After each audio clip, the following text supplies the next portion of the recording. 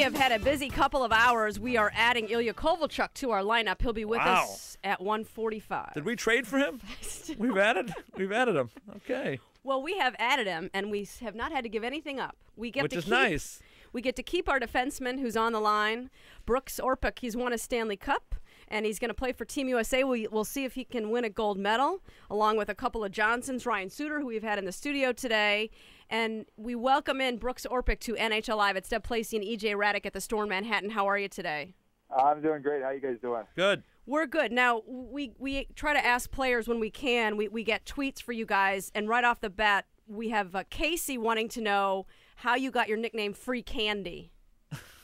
Oh, geez. Yeah. It kind of took off a couple years ago in the playoffs. It was that one shift that's kind of pretty well known in Pittsburgh, Detroit, where I had a couple hits. And then I'm not exactly sure who's responsible for starting it, but it's something that's, like I said, kind of took off, and my teammates have fun with it at my expense. It's just something fun that's kind of stuck around me for whatever reason. Well, I still like your real name, Brooks, because that's the same name as my son. So I'm happy to welcome in another Brooks to the show. So I'm glad you're here. And I want to ask you about the other day. You guys played. You had that wild game with the Caps. And, you had the long bus ride, the whole thing. You had a lead. They tie it up. You get into overtime. And then there was that, dicey penalty there with you and Semin, and you weren't too happy with Semin there. I mean, now you've had a couple of days to step back. I mean, you still feel the same way about that call? Probably just a little bit of frustration after the game. We were up 4-1 there, and kind of gave away 2 points. But yeah, no, that's just something. Probably said something I probably shouldn't have, but hey, listen, you're allowed to feel that way. You guys are competing hard out there. Yeah, it's it's something that the two of us, even going back to the playoffs last year, it's just for some reason I always get matched up against them. We've had a couple battles here and there, but I don't know. Like, seeing the replay was probably a penalty, and it was. I think I was probably just more frustrated with how the whole game went, with a lot of the calls that were let go during the game, and. Kind of seemed like the players were going to settle the score, and then it's tough to ever take a penalty in overtime and lose that way. But, it was probably a penalty in most situations, but like I said, looking at the whole game and the way it was called, it was probably something that you thought would have gone uncalled.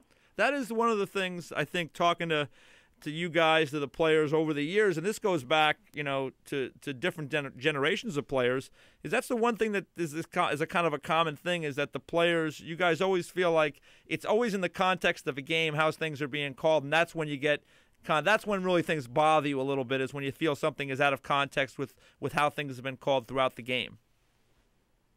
Yeah, as a player, I think certain referees call it a little bit differently, and you try to get used to that and try to play around that. But at the same time, I think all the players know that the referees have a pretty tough job. Mm-hmm. I mean, stuff happens so quickly out there, and there's only two of them that can make the calls. I mean, it's impossible for them to be perfect, and obviously us as players aren't perfect. So I think initially a lot of times you get frustrated with them, and I think after everything settles, you kind of take a step back and realize that those guys make mistakes just like we do. But, going back to that, it's just I think consistency is really the only thing that players ask for from the referees.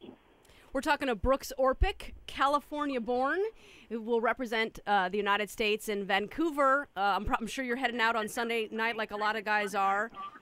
How do you feel about being one of the veterans on this team? A lot of young guys on Team USA as we see a changing of the guard. Yeah, it was interesting this summer in Chicago at the orientation camp. I did feel like one of the older guys at 29 years old, but probably nothing new for me. Coming from Pittsburgh here, I feel old on this team with all the young guys we have here, so it shouldn't be too big an adjustment for me. But it compared to a lot of the other teams, it definitely is going to be one of the younger teams. It's got to be.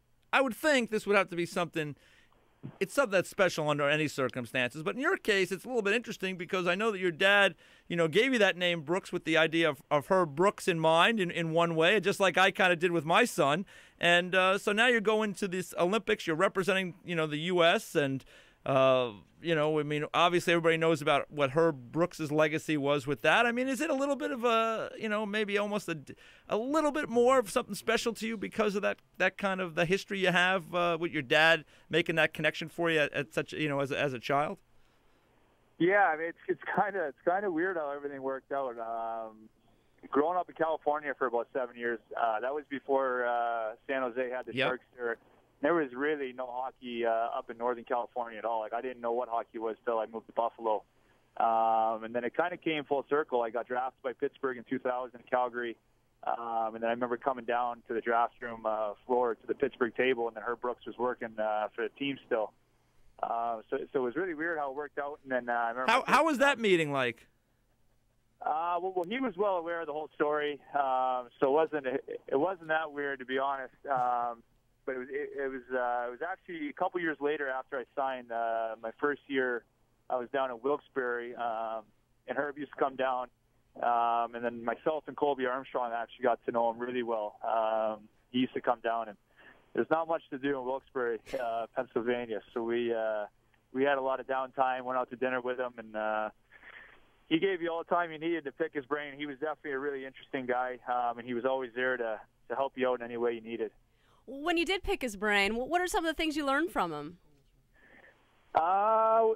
It was, I don't know, naturally the first thing we asked him about was the Olympics in 1980, stuff like that. And he really didn't take any of the credit for it at all. It was all the players. And, I mean, I think that just kind of spoke to what kind of guy he was. He's a really selfless guy. And like I said, he was always there to help you out in any way you needed. But he was really big on just the mental approach to the game. I think that was where he, with myself and Colby Armstrong, really helped us out. And obviously, I mean, he'd give you pointers here and there, but a lot of it was just the mental approach and just how big like confidence played a factor in people's performance in their game.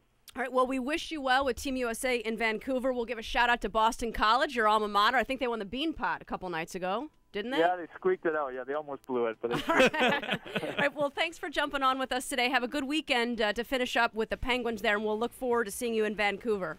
All right, thanks a lot, guys. That's Brooks Orpik, born in San Francisco. There you go. Name for Herb Brooks. We want to